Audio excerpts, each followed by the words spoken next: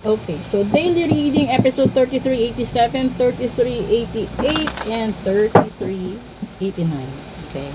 O, pagpasensyahan nyo kasi may kodigo ako sa mga episodes natin. And panoorin nyo yung healthy reading natin. At doon nyo makikita sa umpisa paano nangyayari ang karma sa bawat tao. Dito kukuha tayo ng tatlo at tingnan natin saan manggagaling yung karma. Una, always be prepared. Ba't ganyan? Pangalawa, prosperity. And pangatlo, love. Nako, lakas ng tama dito. Okay. So, yun naman talaga, di ba? Kalimitan kasi, kapag ang isang tao nagtagumpay, dapat maging handa ka. Kasama kasi nun, kapag nagtagumpay ka, tatamaan ka ng maraming inggit and strike out nila yung prosperity sa buhay mo. Kapag sinabi kasing prosperity, hindi lang din naman siya pera eh. Ito din yung part ng buhay mo na naiayos mo pamilya mo, na ilagay mo sa magandang sitwasyon. Kasi yung iba hindi naman talaga ganun kaganda yung takbo ng buhay dati. Kung napanoorin nyo yung daily episode, yung ibig kong sabihin dito is, maraming tao nangangarap na dumating yung panahon mapuno niya yung mesa ng pagkain. Meron namang mga tao nangangarap na pagdating ng tamang panahon, makakabili sila ng appliance nila, cellphone nila, kung ano-ano pa. Lalo-lalo na yung iba, bahay talaga yung pinupuntirya. Yung iba naman, syempre magdadasal yun, makapagbayad sila ng kung ano-anong bayarin nila buwan-buwan. Yung pangatlo kasing card is love. So, dapat lagi kang handa na kung tatamaan ka ng inggit, tatamaan ka ng kung ano-ano, dahil sa kung ano yung achievement mo sa buhay at dahil sa tao na meron ka sa paligid mo. Dalawa lang yan. Yung taong nagmamahal sa'yo o yung taong nanggagamit sa'yo. So, dito yun. Ngayon, dito tayo sa first cards. Nasabi, always be prepared. Squirrel kasi ito, and then merong mga birds. Kasi, nakikisalamuha ka sa lahat ng tao. Hindi mo alam kung sino yung totoo sa'yo. Hindi mo alam kung sino yung magtatagal sa tabi mo. Ngayon, kung ikaw yung tipo ng tao na alam mo yung capacity mo, alam mo na kaya mong tumayo sa sarili mong paa, alam mo na kaya mong ayusin lahat ng mga gulo sa buhay mo, gusot sa buhay mo, edi ibig sabihin nun, parang nang iingganyo ka ng mga taong maiinggit sa kung ano yung meron ka at maiinggit sa mga taong nagpapahalaga sa'yo. Ito yun. So, kung mangyayari at meron kang ganitong sitwasyon, malamang kulang ka sa cleansing. Pag kulang ka naman doon sa kaswerte mo sa pera, yung pera talaga na ritual kailangan mo. Kapag kulang ka naman, at kasi ito yung pag-ibig, hindi naman lahat kasi na meron sa tabi mo, mahal ka eh. Yung iba kasi, halimbawa, relatives mo, nandyan lang kung kailangan ka. Yung iba nga, family members talaga eh.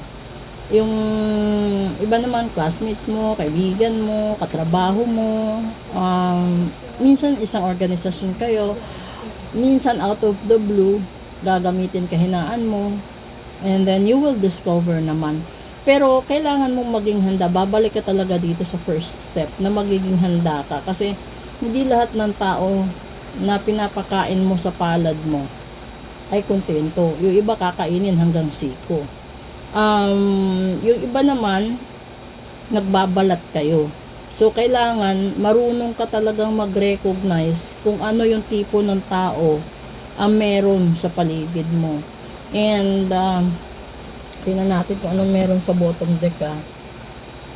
Yun nandito is perseverance, ram, and then sa top is grizzly bear, the power.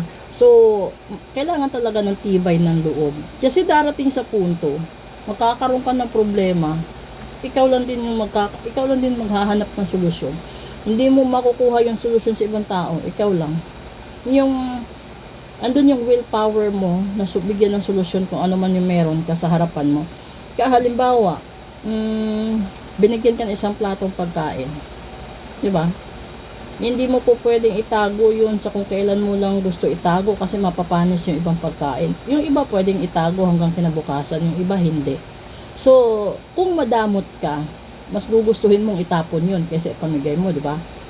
Pero kung may mabuti kang kalooban, papasok talaga sa isipan mo, ipamimigay ko ito, kaysa naman matapon lang at masayang.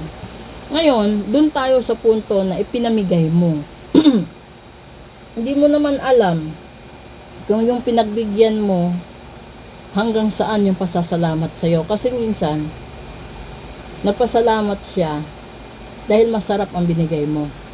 Pero kapag nagbigay ka ng hindi masarap, makakatikim o makakarinig ka pa ng hindi magandang salita galing sa taong binigyan mo. Yun yung dapat mo paghandaan. Kasi kung ikaw yung tipo ng tao na maiksi ang PC sa buhay, hindi ka lalagpas sa middle na pagsubok. Kung ikaw naman yung tipo ng tao na mataas yung level na pag-iintindi mo, sa mata ng iba, mahina ka. Sa mata ng iba, minsan pabaya ka. Pero, ang hindi nila alam kasi, mas pinipili mong manahimik kaysa makapagbitaw ka ng hindi maganda. Kasi, yung mga taong ganon, kapag nagsalita, posibleng mai-stroke yung makakarinig or mapagsabihan. So, kailangan talaga, yung para bang, the willpower itself, dito yon, the willpower na i-control mo yung sarili mo, kasi deep inside, alam mo malakas ka eh. Deep inside, alam mo kaya mo. Kahit tirisin mo, kaya mo. Pero, mas pinili mong manahimik para gumanda lang yung takbo, yung free flow lang. Kasi dito sa itaas, perseverance eh. Kahit anong pull ng tao sa'yo, kalaban mo, or kahit sino, anong pull nila pababa, alam mo na lumagpas ka na doon sa panahon na pinaghirapan mo. Kasi di ba, ito yung nakikita nyo lagi sa social media. Yung sinasabi, kapag alam mo na eagle ka, huwag kang sumabay doon sa mga parrot na yung alam magsalita lang na magsalita, hindi naman makalipad ng lagpas sa kalawakan. And hindi ka tulad ng eagle na pwede siyang lumagpas sa pinaka-worst na tornado sa mundo. So kaya niya mabuhay lagpas pa sa kung saan galing yung tornado na yun. So kung ikaw yung tipo ng tao na konting problema lang babagsak ka, ay di ka magtatagumpay. Ito yun.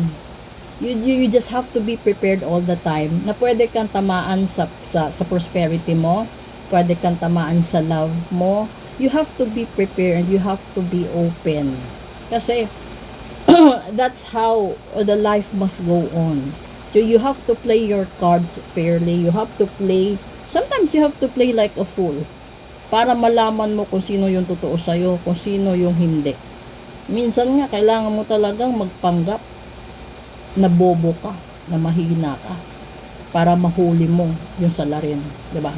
So, ito po yun. Tignan nyo mamaya yung special edition natin at gagamit tayo ng ibang oracle cards para mailabas yung tinutumbok niya about prosperity and love.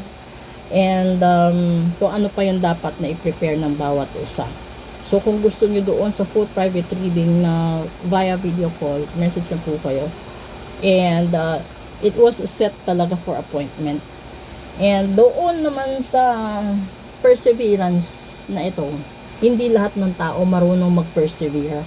Kasi kalimitan, kapag binigyan sila ng pagsubok at hindi nila kaya, kusa silang sumusuko, kusa silang bumibitaw. Hindi katulad ng mga tao na parang eagle na sinasabi ko, kahit anong bagyo yung dumating sa buhay nila, hindi sila matitinag, lalagpas at lalagpas yan. Huwag ka lang maging parot, puro lang bibig. Huwag ka lang maging parot na yan hanggang dyan ng lipad mo. Kailangan mong lumagpas para pagdating sa tamang panahon, kahit mag-isa ka, kaya mo. Okay? So, proceed tayo sa special episode natin. Good evening.